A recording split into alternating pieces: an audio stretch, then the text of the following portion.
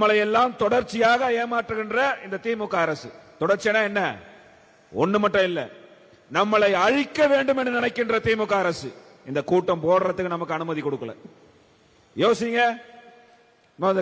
சினிமால சொல்லுவான், சீப்பை ஒளிச்சு வச்சுட்டா கல்யாணத்தை நிறுத்திடலான்ற மாதிரி, நீ அரங்கத்தை கொடுக்கலனா எங்களால கூட்டம் நடத்த முடியாதா? இது என்ன? இது பாட்டாளி மக்கள் கட்சி. அடங்க மறுப்போம், அத்துமீறுவோம் சொல்லிட்டு ஐயா சொல்லுங்க ஏசமான கை கட்டிட்டு நிக்கிற கட்சி அல்ல. நீங்க அடக்க அடக்க எழுந்து திருப்பி அடிக்கின்ற கட்சி பாட்டாளி மக்கள் கட்சி.